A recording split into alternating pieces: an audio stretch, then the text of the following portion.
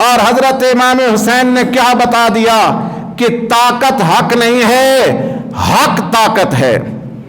حضرت امام حسین نے کیا اس دور میں یہ بے بیانیہ متعارف کرایا کہ لوگوں، طاقت کے ساتھ الجھو گے، طاقت کے خلاف ٹکر لوگے، مر بھی جاؤ گے تو زندہ بچ جاؤ گے، اور طاقت کے سامنے دب جاؤ۔ دیکھیں جس دور میں حضرت امام حسین نے یزید کا مقابلہ کیا، طاقت یزید کے پاس، حکومت یزید کے پاس، فوج یزید کے پاس، بازار حضرت امام حسین کا سارا کنبہ قربان ہو گیا، شکست کھا لی۔ پر اس شکست جس میں سارا کچھ قربان ہو گیا، وہ قربان ہو کر دنیا سے چلے جانے کے بعد بھی دنیا میں زندہ رہے، اور یزید ملعون پر قیامت تک اس کے لیے لعنت کو چھوڑ کے چلے گئے، کیونکہ طاقت تو یزید کے پاس تھی نا۔ آج بھی لوگ یہی سوچ رکھتے ہیں کہ جس کے پاس طاقت ہو، جس کی حکومت ہو، اگر وہ جائز کرے تب بھی اس کے ساتھ نہیں ٹکرانا، ناجائز کرے تب بھی نہیں ٹکرانا، اس لیے کہ وہ طاقت ہے۔ اور حسین کیا سبق دے کے گئے؟ فکر حسین کیا ہے؟ فکر حسین یہ ہے کہ حق طاقت ہے، طاقت حق نہیں ہے۔ اگر حق طاقت نہ ہوتا تو ساری دنیا میں حضرت امام حسین کی دلوں پہ جو بادشاہی ہے وہ اس لیے ہے کہ حق طاقت ہے، اور یزید کی حکمرانی تھوڑے عرصے بعد ختم ہو گئی، اور یہ مسلمانوں کی سیٹ ہے۔ اللہ کے حبیب صلی اللہ علیہ وآلہ وسلم نے ارشاد فرمایا کہ میری امت میں سب سے پہلے جس سیٹ پہ ڈاکہ ڈالا جائے گا، جسے سب سے پہلے خاتمے کی کوشش کی جائے گی، وہ خلافت کی سیٹ ہے، حکمرانی کی سیٹ ہے۔ نماز روزے کے خلاف بعد میں تحریک چلے گی، پہلے مسلمانوں سے حکومت چھیننے کی تحریک چلے گی۔ اور حضرت امام حسین نے کیا کیا؟ یہ وہ سیٹ تھی جس پر یزید ملعون بیٹھ گیا، جس پر صدیق اکبر بیٹھے ہوئے تھے، جس پر فاروق اعظم بیٹھے ہوئے تھے، جس پر حضرت عثمان غنی بیٹھے تھے، جس پر مولا مرتضیٰ نے خلافت کی، اور جس پر حضرت امام حسن نے خلافت کی۔ اس سیٹ پر بیٹھے ہوئے یزید ملعون کو، کہ یزید نے 3 قسم کی کرپشن کی۔ پہلی سیاسی کرپشن کی کہ مسلمانوں کے جتنے امیر تھے، جتنے امانت دار لوگ تھے، ان کی جگہ اوباش نوجوانوں کو لایا، خلافت کے عبور کی سلطنت باغ و دوڑ ان کے ہاتھ دی جو اس کے اہل نہ تھے۔ اور اللہ کے حبیب صلی اللہ علیہ وآلہ وسلم نے خبر بھی دی تھی کہ قریش کے اوباش نوجوانوں سے اس امت کا استحصال ہوگا، نقصان ہوگا۔ اور حضرت امام حسین نے دیکھا جب وہ پاکیزہ سیاست خلفائے راشدین کے نظام کے خلاف یزید نے مسلمانوں کے تخت پر بیٹھ کر وہ کارنامے سر انجام دے رہا ہے جو اس سیٹ کے لائق نہیں ہے، تو حضرت امام حسین اس کے خلاف ڈٹ گئے اور امت کو سبق دے کے چلے گئے کہ طاقت کے سامنے نہیں دبنا، طاقت جتنی بھی طاقت ہو جائے وہ حق نہیں ہوتی، اور حق آ جائے تو اس کے سامنے طاقت ٹھہر نہیں سکتی۔ تم نے دنیا کی زہری طاقت کو دیکھ کر یہ سمجھا ہے کہ شاید حق آ گیا ہے، نہیں، حق وہ ہوتا ہے۔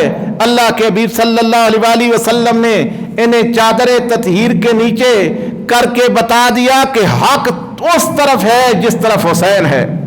آقا علیہ السلام نے بتا دیا حسین منی وانا من حسین، کہ حسین مجھ سے ہے اور میں حسین سے ہوں۔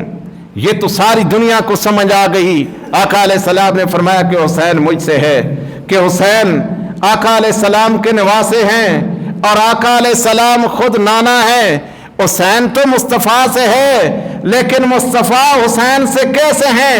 میرے مصطفیٰ کریم علیہ السلام نے بتا دیا جو حسین کا موقف ہے وہی مصطفیٰ کا موقف ہے۔ کربلا میں مصطفیٰ حسین کے ساتھ ہیں، بتا دیا کہ جو حسین جو کچھ بھی کرے گا مصطفیٰ کریم علیہ السلام نے فرمایا کہ مصطفیٰ حسین کے ساتھ ہے، اور حسین کی محبت مصطفیٰ کریم علیہ السلام کی محبت ہے۔ اور نبی کریم صلی اللہ علیہ وسلم نے طاقت کے خلاف حضرت امام حسین کا جو اسوہ حسنہ ہے یہ بتا رہا ہے کہ طاقت کتنی بھی طاقت آ جائے اس کے خلاف ٹکر مارنا. نبی کریم صلی اللہ علیہ وسلم نے امت کی ایمانوں کی 3 قسمیں بیان کی. پہلی قسم یہ ہے کہ طاقت کے خلاف ٹکرائے، مال سے بھی ٹکرائے، جان سے بھی ٹکرائے، جتنی اس کی قوت ہو وہ طاغوتی طاقت کے خلاف استعمال کر دے. یہ پہلا درجہ ایمان کا ہے. اور پھر دوسرا درجہ ایمان کا کیا ہے کہ طاقت کے خلاف ہتھیار نہیں اٹھا سکتا، طاقت کے خلاف تلوار نہیں چلا سکتا، طاقت کے خلاف کچھ اور نہیں کر سکتا، تو زبان سے تو بتا کہ یہ طاقت حق نہیں ہے، جو حکومت ہے یہ حق نہیں کر رہی، یہ بتانا یہ ایمان کا دوسرا درجہ ہے کہ طاقتور لوگوں کے خلاف جو اللہ کے دین کے باغی ہوں پہلے تو جہاد کرے، جان کے ساتھ، مال کے ساتھ، ہاتھ کے ساتھ، طاقت کے ساتھ. اور اگر اتنی طاقت نہیں ہے کہ وہ اس کے خلاف استعمال کرے تو پھر کیا کرے؟ ایمان کا دوسرا درجہ کیا ہے کہ طاقت کو استعمال نہیں کر سکتا تو زبان کو استعمال کرے، لوگوں کو بتائے کہ یہ حق نہیں ہے، یہ نظام طاغوت ہے اور تم اس کے پیچھے چلو گے تو تمہیں یہ جنت میں لے جانے والے راستے پر نہیں ہے. اور اگر یہ بھی نہیں ہے، میرے مصطفیٰ کریم صلی اللہ علیہ وسلم امت کے ایمان کو اور امت کے حوال کو جانتے تھے. آقا علیہ السلام نے دیکھا کہ پہلا طبقہ جو طاقت کے خلاف ڈٹ جائے یہ تو بہت کم لوگ ہوں گے. آقا علیہ السلام نے دیکھا کہ دوسرا طبقہ ایمان والوں کا جو کفریہ طاغوتی طاقت کے خلاف ٹکرائے زبان سے ہوں گے تو یہ بھی مجھ میں سے. اور آقا علیہ السلام نے ایک تیسرے طبقے کی طرف نظر کی کہ جو نہ زبان سے طاقت کے خلاف زبان ہلا سکتے ہیں، جو نہ ہاتھ ہلا سکتے ہیں. آقا علیہ السلام نے فرمایا پھر فبقلبہ، پھر دل کے اندر اسے برا جانے. اگر دل کے اندر بھی کسی طاغوتی نظام کو بندہ برا نہیں جانتا تو پھر سمجھو کہ ایمان سے فارغ ہے. حضرت امام حسین نے یہ سبق دیا. پہلے نمبر پہ ٹکرانے والے طاغوتی نظام کے خلاف حضرت امام حسین تھے. اور یہ فکر بھی دے کے چلے گئے کہ قیامت تک آنے والوں کو بتا دیا کہ اسوہ حسینی یہ ہے کہ تم جھکے ہوئے پلڑے نہ دیکھو اور حکومت بھی نہ دیکھو، طاقت بھی نہ دیکھو، تم حق کو دیکھو. حق کے ساتھ رہو گے، دنیا سے چلے بھی جاؤ گے، ٹکر مارو گے حق کے لیے، طاقت کے خلاف تو تمہیں طاقت کچل بھی دے گی تو تمہارا رب تمہیں زندہ رکھے گا. بل احیاء عند ربہم یرزقون، اس مالک کائنات کے ہاں سے تمہیں رزق بھی ملے گا.